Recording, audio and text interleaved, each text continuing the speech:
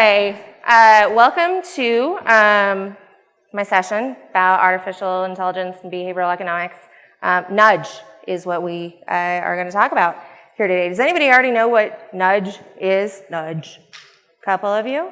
Okay. I'm Hilary, VP for K-12 Product Strategy, and I have a statement that I suspect many of you will disagree with. Are you ready for it?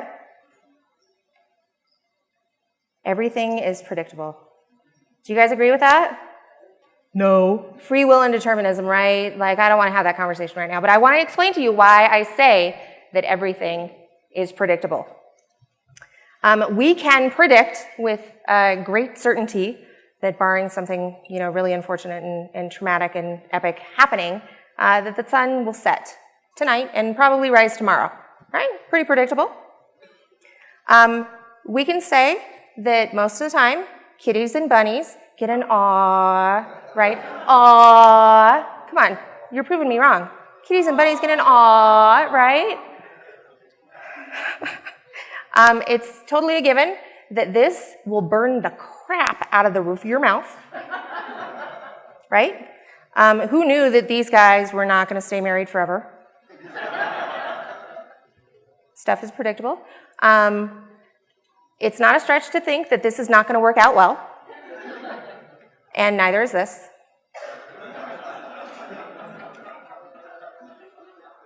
Now, this one might be controversial, but I believe that any activity that's preceded by hold my beer is immediately followed by a concussion.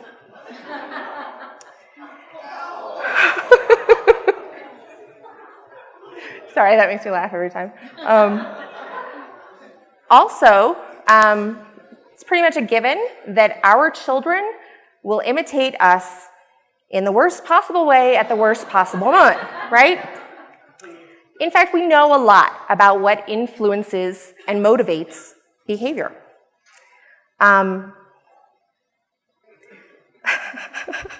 Sorry, I think that's pretty funny.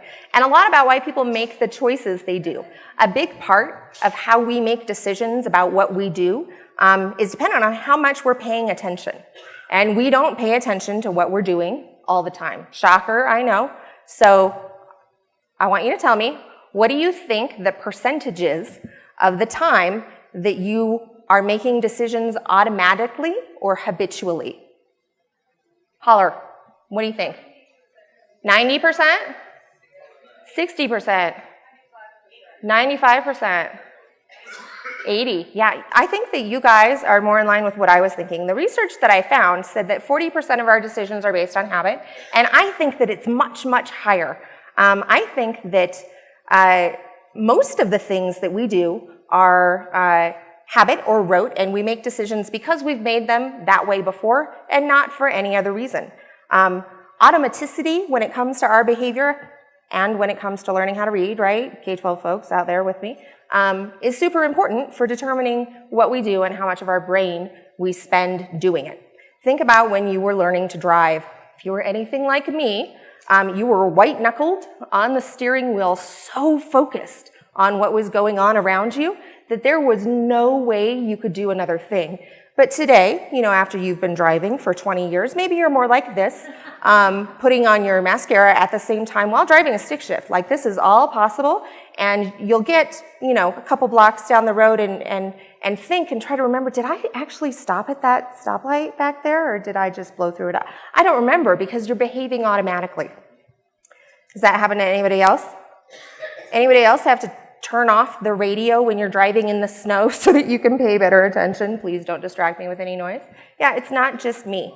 What was that? No? So I want to talk a little bit about Nudge. Nudge is a book that was published by a researcher, Richard Thaler, who is out of the UK, and it was only published 2 years ago, his book was.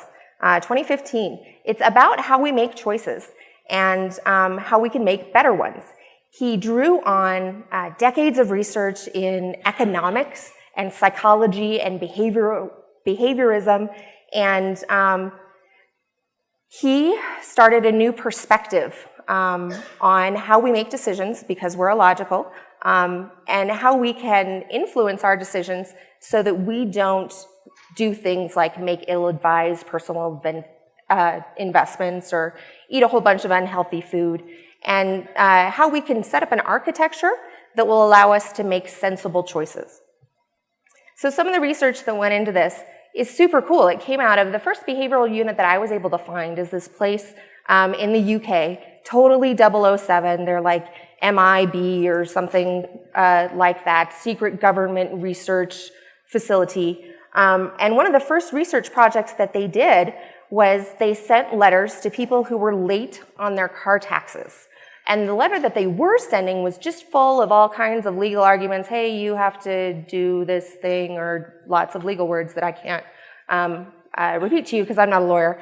But it wasn't super effective. And people didn't pay their car taxes that were late to the government with any amount of frequency, right? They were really sad about the amount of money that they were getting back in taxes. So they changed the letter. That's all they did was change the letter. So it said something more like, hey, pay your taxes or we're gonna take your car. And it worked. Just changing the message in the letter made it so that more people paid more taxes at a higher frequency. And so they were like, I wonder what else we can do. So they made one more change, and that was they added a picture of your car. So imagine that you haven't paid your taxes. You get a letter from the feds saying, pay them or we'll take your car, and we know what it looks like because here's what it looks like. You're much more likely, in fact, they found, to go ahead and pay those taxes, surprisingly enough. Another super interesting study that was done around behavioral economics, this one was actually done in the US, and it was done shortly after Obama in 2015 did his proclamation that we're going to use behavioral science in government, and we're going to try to influence people to make decisions that are better for them. And so what they found was in San Marcos, California, if they sent letters to residents, like residential house people who live in San Marcos, and said, hey, you use a lot of energy. In fact, here's how much energy you use compared to everybody else in your neighborhood. Finding out that they were consuming more energy than others led to a decrease of 10% in their energy usage. One letter, one stamp, saving 10% of the electricity that they were using. Pretty amazing, huh? It's not just research that's doing this, though. Even companies like Google. Google cares, obviously, because they pay health insurance for their employees. They care about the health of their employees. And they, apparently, in their cafeteria, have stacks of big plates, and they have stacks of small plates. And so they put a sign next to their plates in the cafeteria that said, hey, people with bigger plates are inclined to eat more than those with smaller plates. That's all they said, just a sign. People with bigger plates eat more than people with smaller plates. And that change made people use smaller plates 50% more than they had before. I didn't find any data about what they were putting on the plates, so it could have been, like a high concentration of pizza and brownies just on the smaller plate. But I still think that's pretty cool, that just a sign can change behavior in a group of people so dramatically. All right, so I've told you about some nudges in the real world. We're also looking at nudges in academia. So I heard on NPR the other day, the best stories start that way. Do you guys find yourselves doing that? So I was listening to NPR, and I heard this story, and it was super cool. And what it actually was some graduate students, while they were doing their post-grad work at Harvard, designed and tested a program to help students follow through with their college attendance plans. So they took kids who were accepted to school, but don't show up. Higher ed friends in here, do you know off the top of your head what percentage of students at your institution get accepted, but then never show up for the first day as a freshman? 50%? I don't actually know, I'm guessing.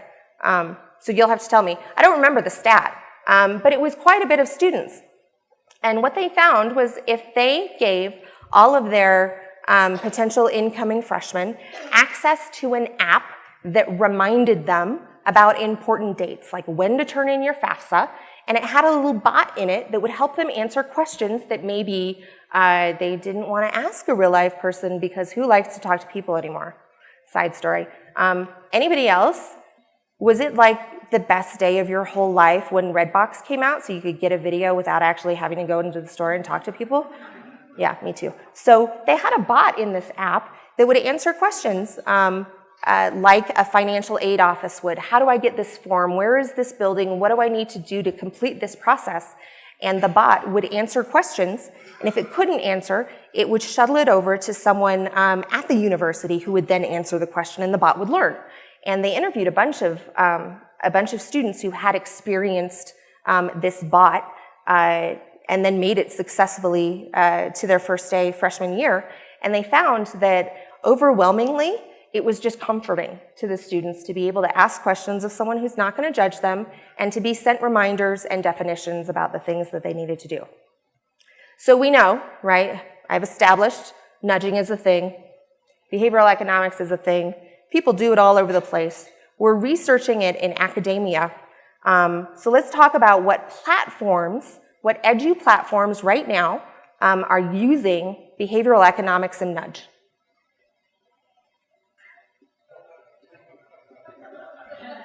Yeah, nothing. There are no platforms. People use things like Dreambox for elementary math or Civitas in higher ed, right? But they plug that into their platform that they use for everything else. Tom Vander Ark called this out just 6, 7, 8 months ago in an article. Tom Vander Ark writes a blog called Getting Smart. And he said, with widespread analytics, artificial intelligence in consumer platforms, in everything else that we do in our whole life, we're still not doing it in edu. Why is that? I'd like to say challenge accepted after I read that, but we were actually talking about nudge a little bit before I saw that. But challenge accepted. We did some research. Project Nudge kicked off on May 2nd, and it ran from May 2nd to May 10th. The question that we were trying to answer was if a student's assignment is missing and the assignment is not closed in Canvas, if we nudge them, what will happen? We sent out almost 25,000 nudges to 18,000 students, and 6% of our students opted out, which they were able to do just by replying stop to the text message that they were getting. Which means in my head, 97% of students opted in, which I think is super cool, right? This is what it looked like. You can't see this really well, but it came through as a text message on your notifications on your phone, so it was just regular text. If you had the app, it would also look like a push notification. Are you ready for it? You ready for the data? It's gonna blow your mind. Here's what we found. The average lateness of assignments drastically reduced. Went from 2.5 days to 1.5 days in K-12. Went from a little over 1 day to less than 1 day in higher ed. Remember, we ran this experiment for 1 week. This was our reaction to that data. Kind of like, whoa! Pretty surprising. So we want to work a little bit more on this. So what's next? Yeah, let's replicate. That's going to be our first thing. We're going to run this project again and see if we can get those same results. I don't know about y'all, but having published data in peer-reviewed journals before, I'm a little skeptical of super impressive results the first time around, and none of you are going to believe me anyway. So let's go ahead and do it again. So we can say, yes, we did it twice. Here's proof. We're going to look at the same question that we looked at before regarding late or missing work, graded work, so not the optional things, just things that will show up in your gradebook. Students apparently really would like reminders about due dates. So we're going to add that in to our round 2 of this nudge research. We're going to let students know a day or two before their assignment is due in a class. We're also going to tell them about opportunities that they have to improve their grade. And what I mean by opportunities could be different. It won't be in this very next project, but in the project after that, we're going to look at quizzes that have multiple attempts on them. If a student has not gotten a certain score on their most recent attempt of a quiz, why don't we go ahead and remind them that they can take it again and get a better score. We can also tell them fun facts. For example, what would happen if we saw that a test was coming up, something that was worth a good portion of a student's grade. And we saw that it was coming up, and we just sent them a little message that said, hey, did you know that spaced practice is way better than mass practice? Probably in different words so that students understand what we're talking about. In other words, don't study all night. Why don't you go ahead and plan ahead and study for a couple of days beforehand, you'll get a better grade.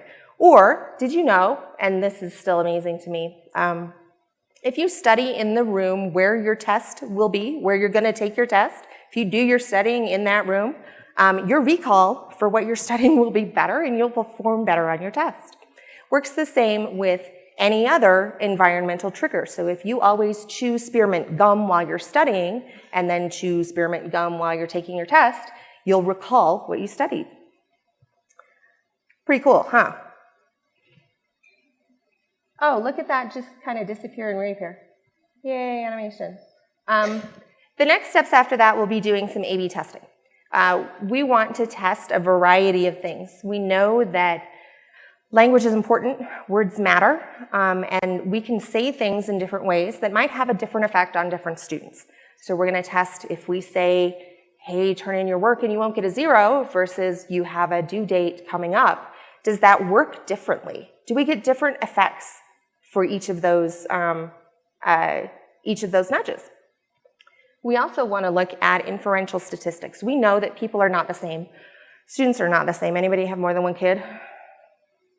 Yeah, anybody have more than one kid who are different from each other? Yes, all of them. They are all different, even if they're mostly the same DNA. People are different. They respond differently to stimuli, and we know that. We know that an overachieving student might be driven to distraction by a text that tells them their grade has fallen 1 percentage point. We know that middle achieving students might have a different behavior if they're told that their grades are dropping. And we know that some people, if we give them some helpful information, it will make them do exactly the opposite thing of what we suggested because they don't want to hear it from us, right? So we need to be able to tell the difference between the individual students who are receiving our messages and figure out how to send the best, most effective message for them. And effective in this case would be what does the best for their learning. Finally, we also want to look at some machine learning.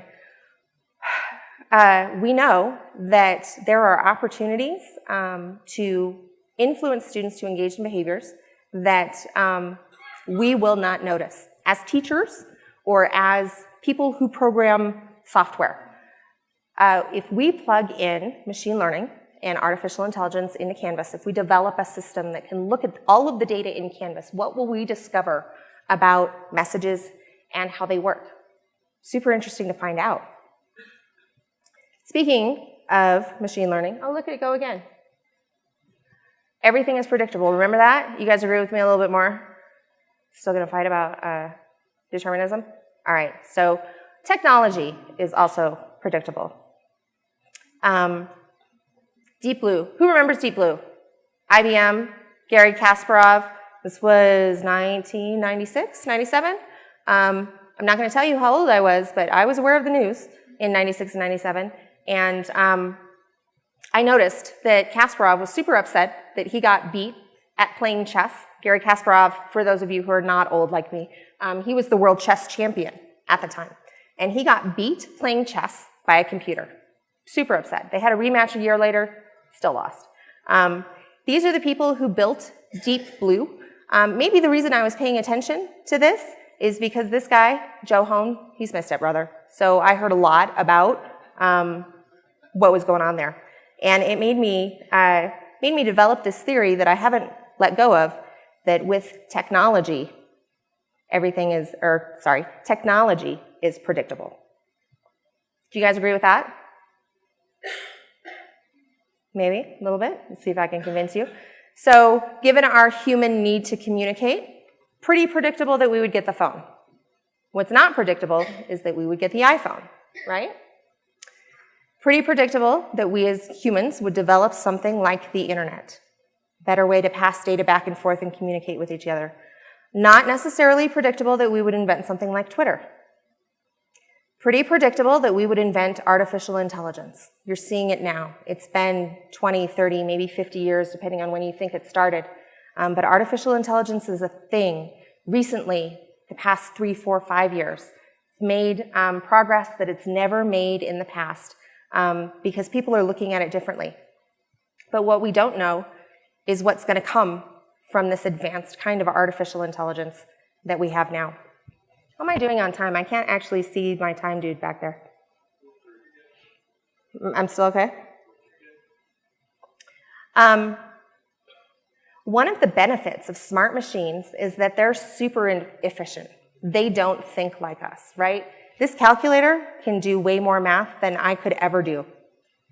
Google knows and remembers more than I will ever possibly be able to remember, and Google Maps is a much, much better navigator than I, as anyone on my team can tell you from their experience traveling with me this week.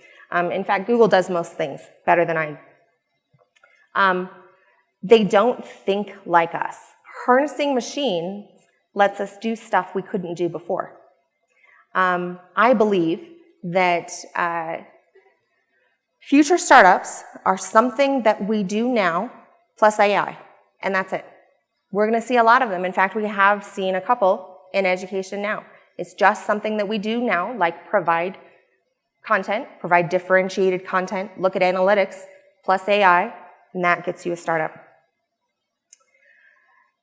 So what is this going to do to us, right? As people, you've all heard the news where they're saying machines are going to take all of our jobs.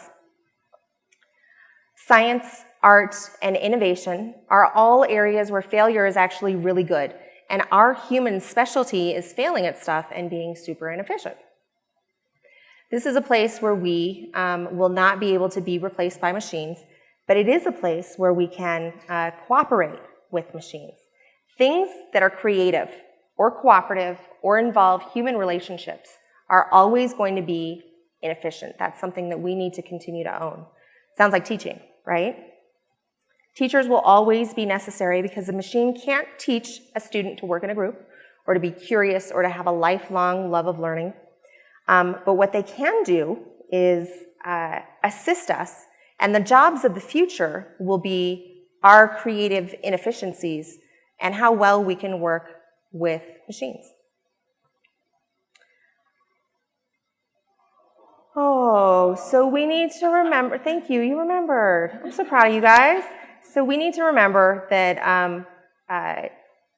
artificial intelligence is something that we need to put our arms around. We need to put our arms around technology and make sure that we embrace it, or we're going to be one of the people who are out of a job. So here's what I want you to do. Can you guys help me? Thank you. We created an LTI tool that you can optionally add into your course that will let you participate in this nudge research and let your students be nudged. Can you scan that? I hope you can. Somebody scan the QR code and let me know if you can't do it, and I'll give you the URL for it.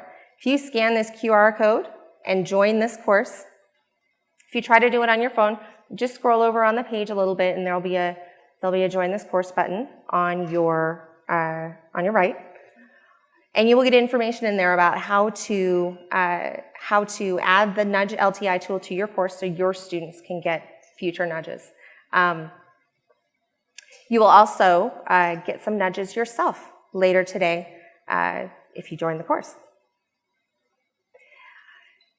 One of the most important things about doing research at Canvas is that we're never really sure until we have the data whether or not you guys care about what we're doing. So I would love to know what you think. Are we on the right track? Smart notifications, machine learning in Canvas that maybe will help us recommend content, or anything else. Please reach out to me and tell me what you think. Super open to your feedback and would love to hear what nudging and artificial intelligence can do to improve your experience at your institution.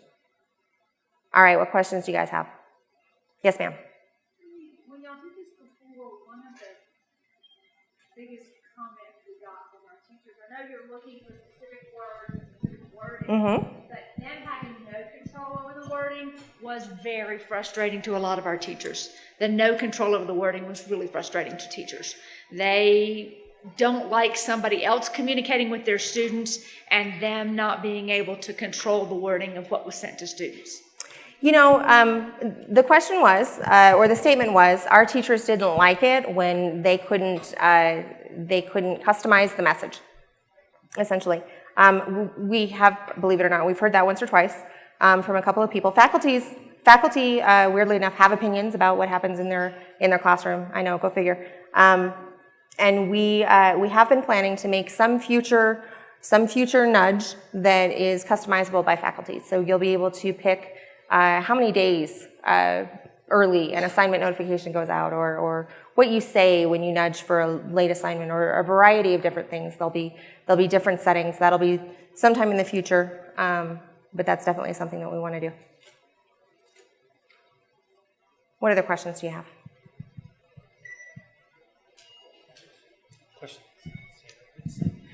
Yes, what about nudging the faculty in the right direction? So I didn't say anything about that because some people are a little sensitive about nudging faculty. But if I were, say, principal of a school, and I wanted to nudge my teachers who maybe didn't have expectations about not being told how to do their job, maybe like higher ed faculty might sometimes occasionally have, I would want to say, hey, so you have some unread messages, or you have some ungraded assignments that are this many days old, or did you notice that Billy, his assignment grades have slipped 10% in the past 2 weeks? Maybe you should check in with him and see what's wrong. Or, Susan responded to this quiz in such a way that it leads us to believe that this content would be super helpful for her. These are things that we have talked about, and I would really like to do. Anything else that you can think of that would be awesome?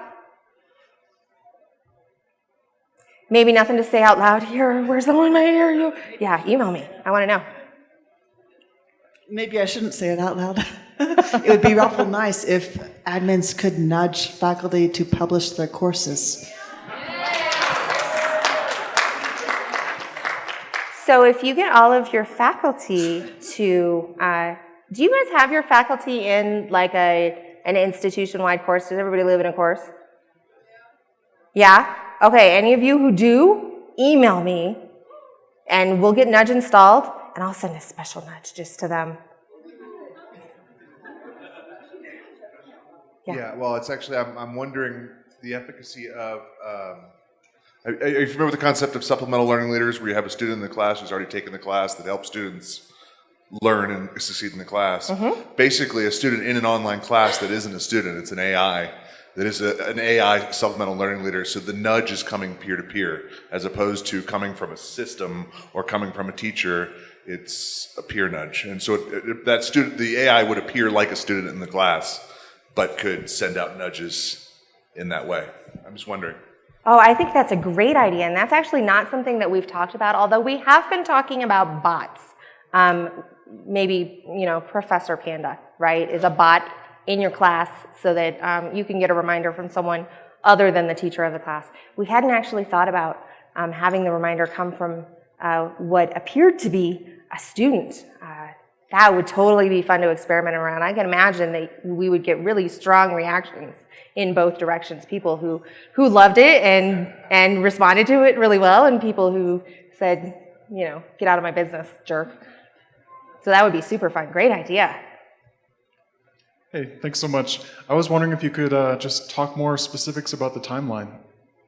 The timeline for? The second test and implementation. So the second test should happen any day now. Yeah, I don't have a better answer than any day now. It could be happening now, and I just don't know yet because I'm an Instructure fund. But we would like to get it in as the end of the summer classes happen, so that we can give some data to you around October-ish. We're hoping that solid, publishable, peer-reviewed journal-level analysis of real data will influence faculty to want to be part of this grand experiment and install nudge in their courses. After that, so the end goal is to take whatever we learn, right? To take the A/B tested nudge with the inferential statistics and the machine learning where we understand what that looks like, and just hand it to the core engineers in Canvas and have them program it in. And I don't have any timeline for that. I'm having not figured all of that out yet. I don't know. I'm hoping less than a year. A quick question about requirements. So if we wanted to install the Nudge LTI in our courses, would all of our students need to have a cell phone number set up in their profile? So the answer to that, the short answer is no. Students will not need to have a cell phone number added to Canvas in order to get the nudges. When you install the LTI tool, and that's one change from our previous research, when you install the LTI tool, it comes as a conversation message from a person in Canvas. Right now, I'm going to tell you anyway. Right now, his name is Professor Panda, because I thought y'all would think that was kind of funny to get nudges during InstructureCon from Professor Panda, but we'll think of something more grown up before we actually send it to... Can I keep it Professor Panda? Professor Panda is clearly not us, but clearly fun, and I think that's something that many students would respond to. Okay, we got this on tape, and so I'm going to show it back at work and say, hey, they told me to. All right. So we'll leave it as Professor Panda until someone complains a lot about it. But I forgot the question now. Oh, the first thing was text messages. So I'm super interested to see what the difference is between getting a conversation message in Canvas and getting a text message.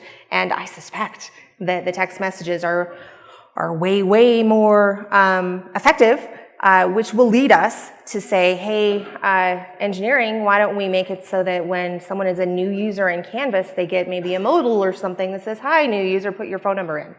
So we don't have to rely on students to just discover that they can do that. Follow-up question. If they have a cell phone number in their Canvas profile, will they get to this course? Or will it only be through Professor Panda in the conversation? The question is, if they have a cell phone number, what will that do in the new LTI? It will do whatever the student has told Canvas to do. So if the student says, Canvas, send me a text message when I get an email, a conversation message in Canvas, that's what'll happen.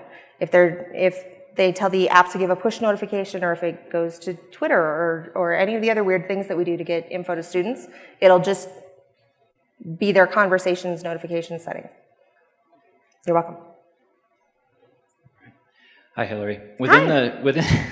Within the technology and equity community, there's been a lot of conversation about what I think a New York Times article called it artificial intelligence as a white guy problem. I'm sorry, I didn't hear that. Whoa. I didn't hear the title of the article. There have been a number of conversations in the technology and equity community about what a New York Times article called the artificial intelligence as white guy problem. Basically, that artificial intelligence is built on some assumptions that often leave out race or leave out groups from different ethnicities or the gender spectrum and so forth. I'm wondering how that's being incorporated into the conversations you're having in product development about that. It's an awesome question. I'm so glad you asked that. I wanted to take a minute to talk about this, but then I didn't know I didn't know if we would have time to delve into this topic. I believe passionately in both excellence and equity for all of our students. We know that different groups respond to things differently, and that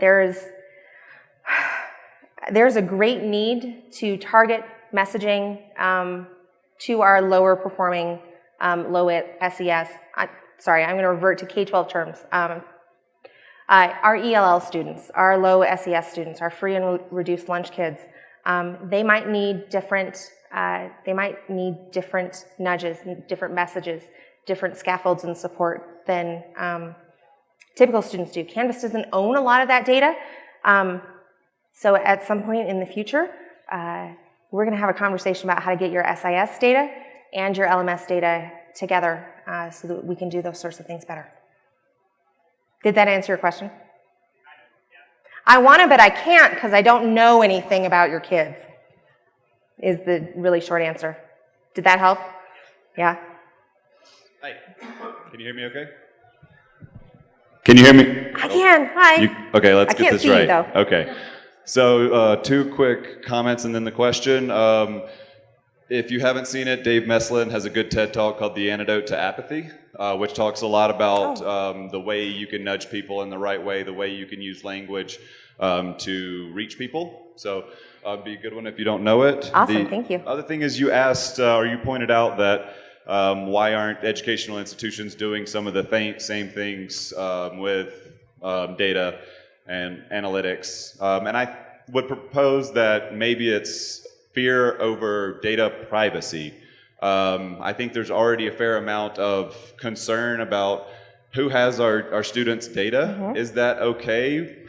Where's it going to go? How can we control this? Just a ton of unanswered questions that create a sense of fear and apprehension around anything coming even close to this. So do you have thoughts about what you guys can do to be proactive towards that conversation, even though nothing necessarily about the status quo is going to change? Canvas already has most of the data, if not all of the data, that it's going to need to do this, but you just brought up SIS data. So do you already have anything you can share about this is what we plan to do to have those conversations about who owns the data, how we protect the data, and then I would also appreciate that being done so that may set a model for other companies who want to get in this game. You guys can lead the way there. It's a great question. And we have not made any decisions. We're still having conversations about what to do. It's a really hard problem, data privacy and security, right? I'm not as in touch with what people are saying in higher ed, but in K-12, we know that when we're a Google Classroom school, that Google owns our data and that they're inadvertently getting a lot of information about our students that I, as a parent, maybe don't necessarily want Google to have about my student and their performance. We've seen that with other products who were supposed to be the data aggregator to rule them all in Bloom a couple of years ago, right? I'm not sure how we're going to solve them, but I think that it's going to have to be a conversation and probably a lot of legal language about not selling that data to anyone for advertising or selling on the dark web or anything like that. And security best practices. If you didn't hear Matt Hilary, our new VP of Security, talk about security, I think it's sometime today, maybe it's at 5. It's super interesting to listen to him talk about the different things that we're doing to protect your data. Yes, ma'am. What about, particularly in K-12, when you start messaging students, you have parents who want to get those messages. We already have that when you start messaging students out of speed graders. The observer wants the message that you're sending my students. Yeah, so Parent App. Parent App actually really wanted to have nudge before anybody else did. So we're talking about a lot of different ways that we can facilitate that kind of communication inside Parent App. And I think we're out of time. I'm getting the signal back there. Thank you, everyone.